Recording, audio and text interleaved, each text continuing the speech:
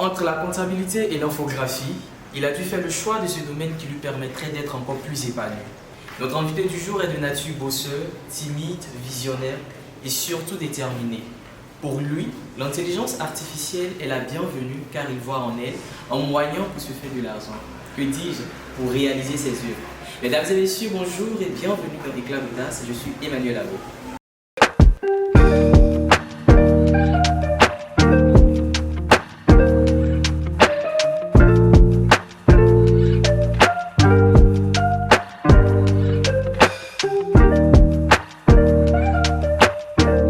Amoureux du bricolage, il ne manque aucune opportunité à tester de nouvelles choses en vue de prouver de quoi est-ce qu'il est capable.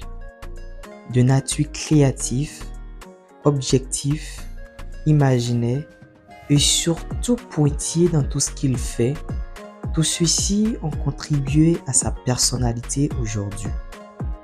De la comptabilité à aujourd'hui infographiste. Quel a été son parcours? Quelle était sa source d'inspiration? Pourquoi abandonner la comptabilité pour se lancer dans l'infographie? Tant de questions sont celles sur lesquelles nous essayerons tant bien que mal de discuter, voire d'échanger, de sorte à satisfaire vos envies de découverte. Lui, c'est Akire Moussoul Landry. Bonjour Monsieur Akire, j'espère que vous allez bien. Bonjour Monsieur Emmanuel Abo, je vais très bien, j'espère que vous allez bien. Oui, je vais bien par la grâce de Dieu. Merci déjà d'avoir accepté de partager votre expérience de vie à travers ce hebdomadaire d'Éclat d'Audace. Nous allons passer à notre première rubrique intitulée Mon parcours. Jingle. Qui est Monsieur Akire Landry? D'accord, donc je suis Akire Moussoul Landry. C'est mon nom beaucoup plus complet. Et je suis d'abord comptable de formation et maintenant j'évolue en tant qu'infographiste. Infographiste, plus particulièrement dans le design graphique, et je suis aussi également designer UX UI. Je travaille notamment à concevoir tout ce qui est produit d'application mobile comme web, à travailler sur des projets de sites web, et tout ce qui rentre dans le cadre du packaging, de tout ce qui est habillage, branding qu'on trouve dans le domaine de la publicité. Donc de façon plus succincte, c'est plus ça en parcours. Alors, sans vraiment vous connaître, la première présentation et la première idée que j'ai eue de vous est que vous étiez une personne, j'ai envie de dire, timide. Est-ce vrai? Ou est-ce que c'est faux? D'accord, enfin je dirais que je suis plutôt introverti parce que timide, c'est pas le terme approprié. Parce que généralement, la timidité, on va plutôt l'assimiler à celui qui a peur. Justement. Alors qu'avec moi, c'est pas vraiment ça. Je pense que c'est plutôt introverti. D'accord. Et de comptable à aujourd'hui infographiste, comment déjà est-ce que vous arrivez à l'infographie tout en étant comptable? Qu'est-ce qui n'a pas marché? Pour ça, en fait, il faudrait dire que l'infographie, pour moi, c'est pas du tout une surprise. C'est pas du tout une surprise parce que j'ai commencé le design d'abord tout petit avec tout ce qui est dessin, bricolage, tout ce qui est peinture depuis mon bas âge en tout cas. Et juste une petite anecdote. Au quartier, généralement, quand tout le monde voulait jouer au football, lorsque chacun voulait faire du sport, j'étais celui qui avait pour habitude de faire des maillots. Ah, d'accord. Pour mes amis, pour mes grands frères du quartier. Voilà. Donc ça fait que plus ou moins j'ai gardé cette empreinte en moi de toujours dessiner, en plus de faire des maillots, mais également de faire des bandes dessinées. Justement. J'en ai fait en tout cas plein de cartons. Et après mon baccalauréat, j'ai choisi d'aller faire la communication visuelle et dans l'ensemble de mes choix. Juste après la partie là où on fait les sélections pour les filières. Et lorsque je suis allé m'inscrire, j'ai été affecté au locaux. Cependant, dans la même période, je n'avais pas de parents à Abidjan pour m'héberger pour pouvoir faire cela. C'était très difficile, je pense. Voilà. Donc c'était la raison pour laquelle j'ai dû me reconvertir dans une autre filière. J'ai voulu faire forcément informatique parce que pour moi, je pouvais soit faire du design, soit faire de l'informatique parce que j'étais également passionné par l'informatique. Cependant, en fait, après, c'est plus la comptabilité que j'ai finalement choisi. Parce que c'est ce qui répondait aux critères du type de bac que j'avais eu. Parce que j'avais eu un bac A1. Donc je ne peux pas, par exemple, faire tout ce qui est informatique ou, par exemple, tout ce qui est lié au réseau. Donc, c'est des filières tertiaires comme la gestion commerciale, la gestion des ressources humaines, la comptabilité et tout ce qui tourne autour de ça. Et à Alliance Co, principalement, on n'avait pas en fait, disons, de filière industrielle qu'on peut voir aujourd'hui. C'est plus particulièrement en général des filières tertiaires. Donc, j'ai dû me rabattre sur la comptabilité qui était pour moi nouveau, mais était quand même une aventure parce que j'aime bien essayer de nouvelles choses. Donc, les contraintes de la vie t'ont poussé à intégrer la comptabilité. Ouais. Et vous ne regrettez pas aujourd'hui parce que je pense que vous avez appris beaucoup. Ouais. D'accord. Et comment s'est fait concrètement votre insertion dans l'infographie lorsque vous êtes arrivé dès le début, quand bien même que vous étiez amoureux de confectionner des dessins et tout, est-ce que vous avez eu des difficultés particulièrement?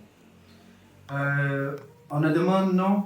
Bon, après aussi, il faut bien comprendre comment est-ce que je suis venu à l'infographie. Je suis d'abord autodidacte.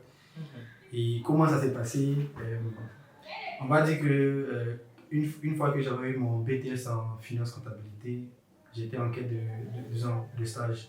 Mais pendant cette longue période d'attente de stage, il ne fallait pas quand même rester là sans rien faire parce que moi, je ne suis pas en tout cas un attentiste qui va en fait rester là et juste là à s'ennuyer tout le temps. Donc, il fallait au moins faire quelque chose. Donc, j'ai un de mes maîtres qui, lui, est professeur d'art plastique. Il s'appelle Pascal Nomier. Son surnom, c'est parce que c'est lui qui, de temps en temps, qui en tout cas m'emmène un truc avec lui, que ce soit à Hippogon, à Yamsoukro, pour aller faire des décorations de peinture, de maquis, de salon de coiffure, soit d'édifices. Donc, à force de faire ça, c'est tout le temps resté. Et j'ai un grand frère à moi, Donald Bosomako, qui, lui, en fait, quand il avait son projet de créer en fait, un e-commerce, m'a sollicité pour concevoir son logo. Il m'a demandé, c'est vrai que tu fais souvent du dessin et autres, mais est-ce que tu sais concevoir en fait, des logos? J'avais jamais encore fait, c'était ma première expérience, même si après je m'essayais en école sur Photoshop ou aussi des trucs comme ça, mais j'avais jamais fait. Et il m'a tout de suite demandé si je pouvais faire, je l'ai tout de suite dit, ok, je vais essayer.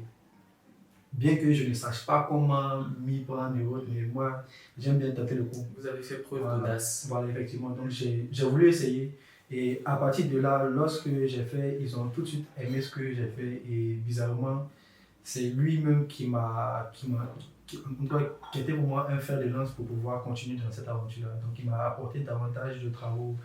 Il m'a aussi recommandé à davantage de personnes qui m'ont aussi recommandé à davantage de personnes. Bien que j'étais dans mes débuts, mais j'étais en général passionné par le travail bien fait. Et c'est ce fait-là qui a fait que beaucoup de gens m'ont, en tout cas dès le début, confié davantage de responsabilités à ce niveau-là. Et moi aussi, je me forçais chaque fois à pouvoir essayer de leur rendre ça dans le retour. Et de ne pas surtout les décevoir. Effectivement. Eh bien, on ne choisit pas forcément toujours tout dans la vie, mais on choisit toujours la manière dont on la vit. Et nous, dès l'instant présent, on a choisi de vivre notre pub à travers les épices de Loïc. Pub.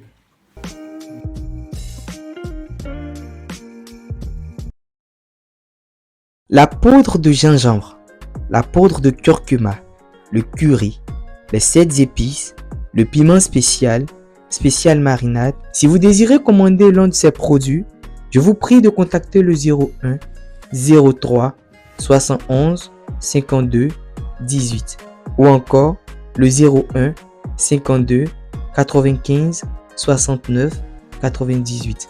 Avec les épices de Loïc, vous vous régalez. Ce sont des éléments hors pair pour satisfaire vos envies gustatives.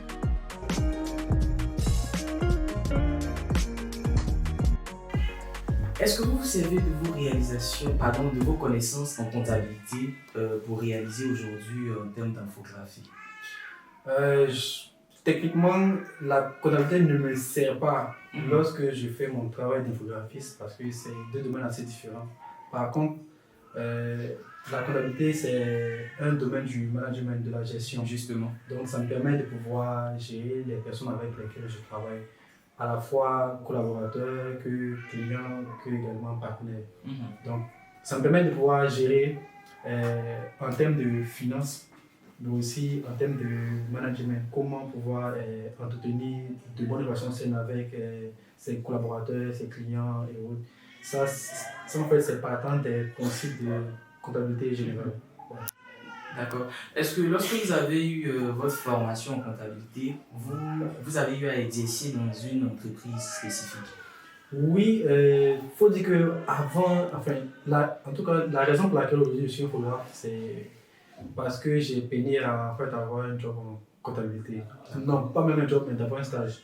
Parce que j'ai fait environ, enfin, on va dire plus d'un an, voire peut-être même environ 2 ans, après en fait, avoir un stage.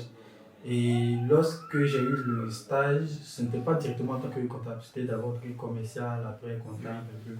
Mais plus tard, j'ai fait un stage de perfectionnement dans un cabinet comptable dont le nom est Global Consulting au niveau de Yamsco. C'est là-bas que j'ai réellement appris ce que c'est que la comptabilité de façon propre, de façon beaucoup plus pratique. Parce que, en fait, par exemple, on apprend en fait à l'école les connaissances théoriques, bien qu'elles soient passionnantes, mais sur le terrain, c'est très différent. Voilà, c'est toute une façon de faire. D'accord. Aujourd'hui, quelle place occupe l'intelligence artificielle dans vos réalisations? Ok, on va dire que l'intelligence artificielle occupe une place prépondérante dans la mesure où elle nous permet de pouvoir faciliter nos différentes missions d'infographiste. On va dire que l'IA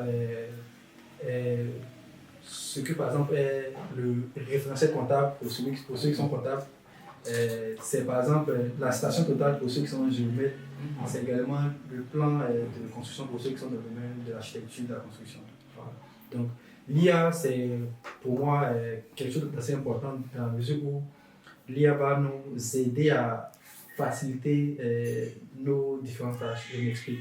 Si avant j'avais pour habitude de faire un travail en 5 heures de temps, aujourd'hui avec l'IA, j'ai la possibilité de par exemple réduire ce nombre de temps de travail là à 2 heures, voire 1 heure, voire quelquefois même 30 minutes. Ah mais c'est super ça. Voilà, c'est ça. D'accord. Alors, excusez-moi peut-être, mais contrairement à quand vous étiez en entreprise en tant que comptable, et aujourd'hui vous êtes infographiste, combien est-ce que vous gagnez par jour, par mois? Parce qu'on se dit que c'est très différent. En entreprise, vous devriez peut-être attendre à la fin du mois pour pouvoir percevoir votre salaire. Mais aujourd'hui, avec les activités et surtout, comme on le dit très souvent dans nos jargons, les combos que vous avez, vous pouvez peut-être toucher quelques sommes par jour, par semaine. Combien en général? Bien si vous voulez, vous pouvez me donner une tranche. D'accord. Pour cela, en fait, il faudrait redéfinir ce qu'on appelle le freelancer. Okay. Le freelancer, c'est clairement une entreprise, bien qu'il ne soit peut-être pas déclaré, mais c'est clairement une entreprise. Donc, pour connaître de façon moyennale combien est-ce qu'une entreprise gagne, on va faire en fait la somme des chiffres d'affaires accumulés tout le long de l'année et essayer de faire une moyenne par jour. Donc, on peut dire que par mois, comme ça, pour les débutants, on peut être en 200, 300. Pour ceux qui ont beaucoup plus d'expérience, ils sont autour de 500, 800, 1 million, 2 millions pour d'autres. Ça en fait, disons, dépend de l'expérience et puis également du flux d'activité. Parce que comme vous pouvez le savoir, chaque domaine d'activité au pays a des exigences qui sont liées à des périodes de l'année. On sait que les comptables sont par exemple très sollicités, beaucoup plus pendant les périodes de fête, on va dire, pendant les périodes de fin d'année, notamment de octobre jusqu'à décembre. Alors que pour d'autres activités, ça peut ne pas être pareil. Donc, généralement, c'est beaucoup plus dépendant des périodes d'année pendant lesquelles on se trouve. Voilà. D'accord. Dans la plupart de nos différentes réalisations, très souvent, on rencontre des situations difficiles, voire même des échecs. Est-ce que vous, durant votre parcours, vous avez commis des échecs? Des échecs, je dirais non, parce que moi, personnellement, je n'échoue jamais. C'est ma conception des choses. Je suis un éternel apprenti. Je suis un éternel apprenti. Voilà. Donc, lorsque je rencontre des difficultés, c'est l'occasion pour moi de trouver comment apprendre pour que demain, ça ne soit plus pour moi un obstacle, mais ce soit un atout. Donc, en vrai, j'ai peut-être rencontré des challenges, mais pas vraiment des échecs en tant que tel. D'accord. Que ce soit en comptabilité ou en infographie, quel est votre plus grand regret jusqu'à aujourd'hui? Regret, c'est bizarre, mais moi, j'ai pas de regret en général. Vous apprenez toujours. Voilà. Pour moi, c'est important de pouvoir prendre le bon côté des choses. D'accord. Parce que, par exemple, puisse faire face à des difficultés, qu'elles soient aussi pénibles qu'elles puissent paraître, la meilleure façon d'en tirer profit, c'est de pouvoir comprendre le message, la leçon, l'enseignement qu'on a par exemple pu apprendre de cela, plutôt que de, disons, regretter. Parce qu'en général, la facture du regret est beaucoup plus lourde que celle de l'apprentissage. Ok. Alors, très souvent, quand on est infographiste, on se dit la créativité et l'imagination sont les éléments importants pour pouvoir permettre à une personne de pouvoir plus se réaliser. Est-ce qu'il y a vraiment un domaine spécifique, que ce soit la créativité ou l'imagination, qu'une personne doit mettre l'accent dessus?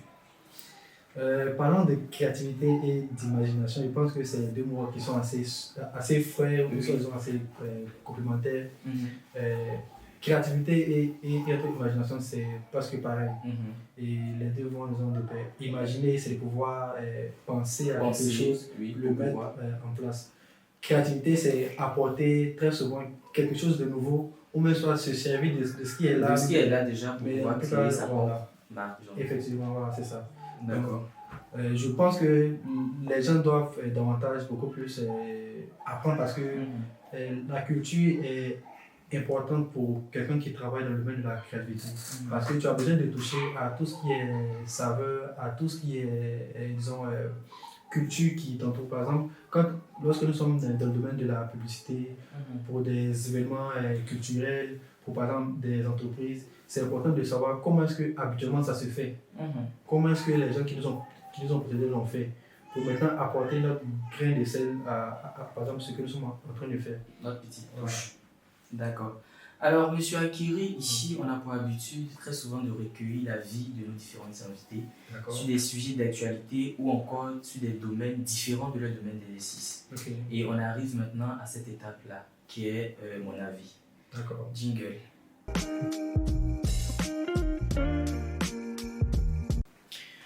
Nous avons tous récemment assisté à la vague de suicides dans notre pays.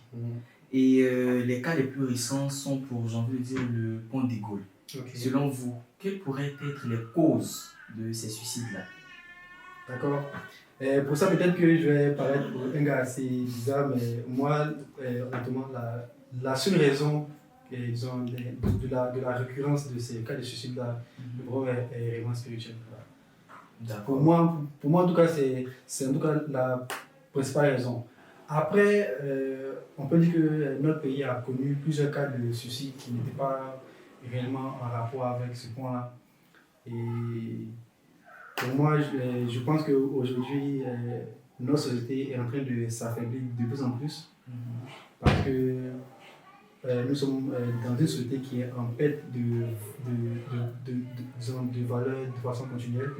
Et ça fait que souvent les gens ont du mal à pouvoir faire face à ces situations qui surgissent. Voilà.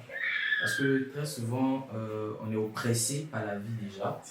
L'évolution des choses nous dépasse tous, mais je pense que l'idéal serait qu'on prenne le côté positif des choses et pour pouvoir avancer en ce sens. D'accord. Et que pensez-vous de la prestation de nos athlètes au JO de Paris? Je pense qu'ils ont eu à tout donner, ils ont donné de leur mieux. C'est vrai que c'est seulement la médaille de Cissé Cheikh Salah qu'on a pu avoir. Mais je pense que ce n'est que partie remise, quoi. Ils ont eu le temps de se préparer. Cependant, ils ont fait face à des gens qui étaient tout aussi talentueux qu'eux. Voilà. On se dit que la prochaine fois sera certainement la meilleure pour nous. On espère bien et surtout on se dit qu'avec la détermination et surtout on a vu le soutien de tous les Ivoiriens avec Talou qui a eu à être blessé durant cette phase-là. Donc surtout on lui souhaite encore une fois de plus un bon rétablissement. Voilà. Et pour terminer avec la rubrique Mon avis, Quelle est votre perception, bien votre opinion sur le fait qu'aujourd'hui le Maroc décide d'instaurer le visa entre eux et la Côte d'Ivoire? Bon, pour ça, je pense que la meilleure formulation, c'est la Côte d'Ivoire qui en fait a l'initiative d'initier le visa entre, la Côte d'Ivoire elle-même et le Maroc. Maroc. Voilà, effectivement. Pourquoi? Parce que actuellement, au Maroc et dans beaucoup de pays du Maghreb, il y a un fait qui est que beaucoup d'étrangers, ou soit beaucoup de nations voisines à la Côte d'Ivoire se prévalent d'avoir cette nationalité-là. Justement. Pourquoi? Parce que apparemment, c'est ce que les gens disent. Enfin, moi, je préfère c'est plus que moi, je n'y suis pas pour authentifier l'information.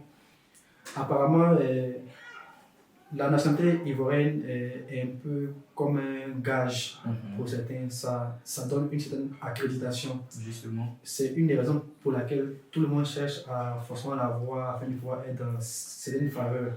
Voilà. Parce qu'on sait qu'aujourd'hui, le Maroc est en bonne odeur de sainteté avec la Côte d'Ivoire. C'est pareil également pour d'autres pays du Maghreb. Parce que les Ivoiriens sont...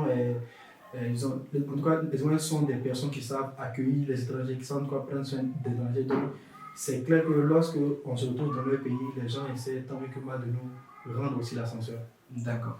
Et bien avant de terminer, est-ce que vous envisagez faire des formations pour vos jeunes frères et sœurs qui aujourd'hui sont passionnés par ce même domaine que vous? Si cela n'a jamais été fait auparavant. Si. Alors, on va dire que les années précédentes, je n'avais pas encore initié de formation, mais cette année, j'ai commencé une série de formations, notamment avec l'URICH et très également avec Élysée Kofi. Il y a de cela quelques semaines, j'ai fait aussi également une formation en ligne avec la DC Classroom. Et je suis en train de actuellement concocter une série de formations que je vais soumettre à mes jeunes sœurs afin de leur partager ce que je sais plus ou moins de l'infographie et aussi les aider tant bien que moi à pouvoir s'améliorer dans leur quête continuelle de son D'accord. Alors, M. Akiré, on tend vers la fin de notre émission. Quel est votre mot de fin? En tout cas, c'est vraiment un honneur de m'avoir convié à votre micro afin d'abord partager ma modeste expérience sur l'infographie, mais également répondre à des questions liées à des sujets de société. Et j'aimerais en tout cas vous remercier pour cette lumière que vous mettez à la fois sur nous, mais également sur toutes les personnes qui sont en train de briller de la plus belle manière dans leurs différents domaines. Voilà.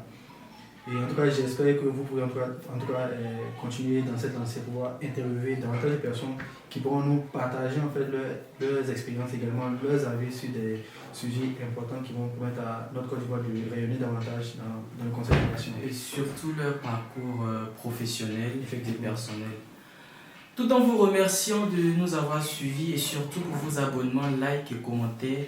Sachez que lorsqu'on veut réussir dans la vie, on se donne tous les moyens nécessaires pour y arriver, surtout pour réussir. Si vous croyez effectivement en vos projets, n'hésitez pas, foncez, donnez-vous les moyens et surtout faites assez de sacrifices car au bout de l'effort se trouve le succès. D'ici là, portez-vous bien et on se dit à la prochaine.